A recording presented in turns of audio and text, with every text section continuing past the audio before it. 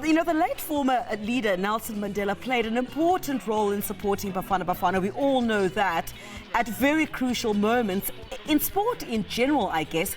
But the 1996 team benefited greatly from his support. He also used his influence to assist, the South African government and SAFA, you'd recall, in their efforts to host the 2010 World Cup. That was another amazing moment for South Africa. To explore Madiba's role in soccer, we're now joined in studio by Razia Saleh, who is the head of archives and research at the Nelson Mandela Foundation. Ms. Saleh, thank you so much for joining us. I mean, you're literally sitting in the center of history, how history was made. And I want to speak specifically about, the foundation where you basically sit is where historic moments of, the late former President Nelson Mandela's historic moments are basically saved, and we'll never get to forget about the contributions that he made. As someone working with archives and research, talk to us a bit about the treasured moments in those archives that tell us the story of Madiba's love for soccer. Hi, Griselda. It's a pleasure to be on your show. Thank you. So the Center of Memory was established in 2004 after Madiba retired. We call it retire from retirement speech to house his archives and his records. So in the archive we have various sporting memorabilia and artifacts and things like that. So we have the Jabulani soccer ball from the 2010 to the 2010 World Cup, signed by all Bafana Bafana players. Yes. 96, the AFCON final, I remember that so vividly. But our archives mainly start from after he retired as president of the country. Yeah. And just before I came on the interview, I was looking at Madiba's diary, the one that was kept by Zelda Lachranji, who was interviewed just now. Yes. And I was what I was interested to see on that day, what was in the diary. Oh, wow. And unfortunately, the diary only starts in March of 1996. Oh. So there isn't entries for January and February. So I was like, that's not a sad moment for me. But anyways, there's lots of footage and things like that all over. Yeah. So. And which material of those are considered most precious, especially if we look at 1996 AFCON and you think to yourself, about Bafana Bafana and in general, I guess, of that specific moment when you look and you think, wow. Yeah, so we have various different artifacts, right? And I think the most treasured, sorry to do this to you, that's okay. but you know how rugby beats soccer in South Africa sometimes, not all the time.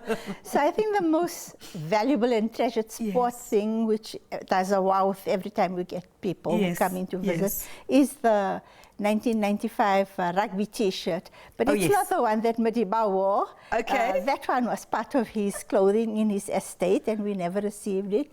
But in 1996, a year after the 95 Rugby World Cup, Frans van Pienaar, who was the captain, gifted Madiba that rugby T-shirt, and it's signed by both him and Madiba. So that's like really precious. We have various other soccer memorabilia and artifacts. Lucas Radebe signed. He signed a photograph of Bafana Bafana. So those kind of things. Yeah. I'm trying to think back, Ms. Saleh, because if there were any international soccer stars in particular that visited Madiba, did David Beckham? Yes. Yes, right. Yes, Man David, United. do we have that? No.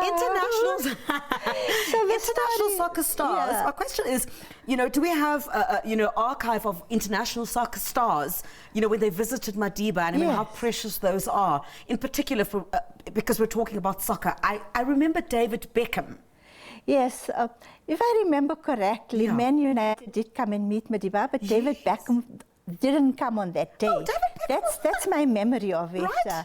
And in the archives, we do not have a David Beckham T-shirt to Madiba. I wish there was one. Any other But international we've stars? got Pelé. So we've got a yes. T-shirt signed by Pelé. We've got a T-shirt signed by Maradona, by Clarence Seedorf. Yes. So they do exist. And we are not the only repository of the Mandela Archive. There's also material at the National Museum in Umtata, where there's other artifacts and sports effects and things like that. So there's one I know, it's in Umtata.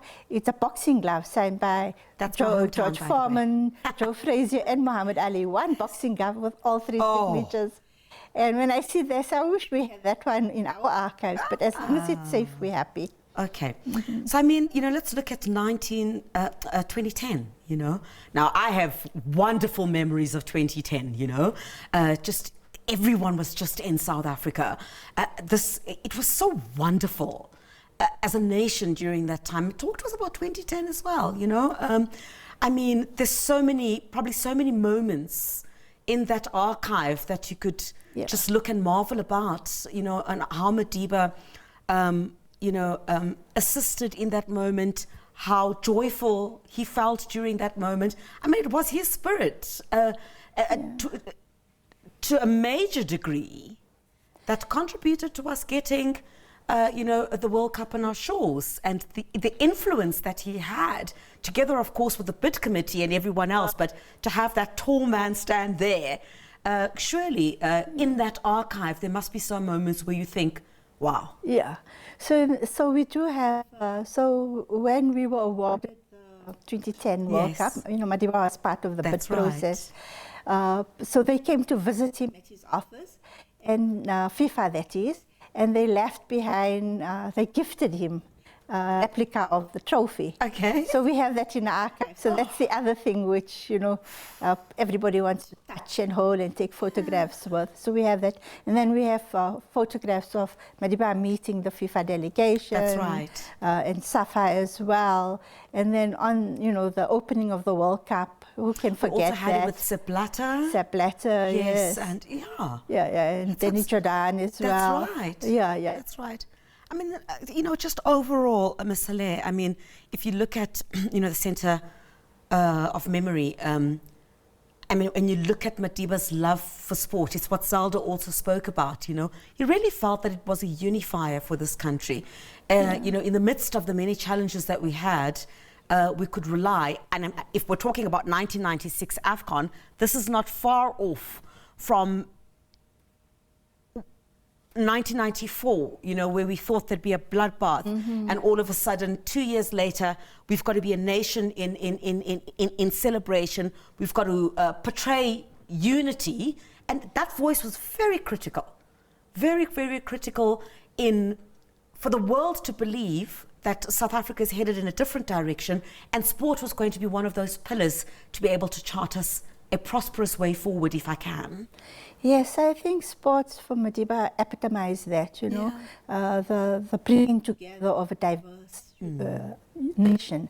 So the AFCON final in '96 was magical. Madiba was at the stadium. The Minister of Sports, I think at that time, was Steve Tshwete. The Deputy President was F.W. de Klerk. And they were all there, and you can see the joys. I was actually watching the footage that you broadcasted earlier, and you can see the joy in everyone's face. And I think the fact that South Africa won it also helped to galvanize the nation behind Bafana Bafana. And I was trying to remember, I think the next AFCON, we reached the finals, and then we reached the semi-finals, and then we just went lower down. And thank goodness now we're reaching, better results, getting better results in soccer. But that's absolutely fantastic. And thank you so much for sharing that with us, Ms. Saleh. I think, when we... those archives must be so rich. And when I say rich, I'm talking about, you can never erase or tell a different story, because everything of importance is documented, it's right there. And you have the privilege of playing it back over and over again, just to remind ourselves. Thank you so much for sharing with the nation, just some of the important aspects of Madiba, his life, of course, significantly in politics, but of course, how he used sport to unify us as a nation. Thank you so much indeed. You're welcome. We do appreciate your time. All right. That was Razia Saleh, who is the head of archives and research at the Nelson Mandela Foundation.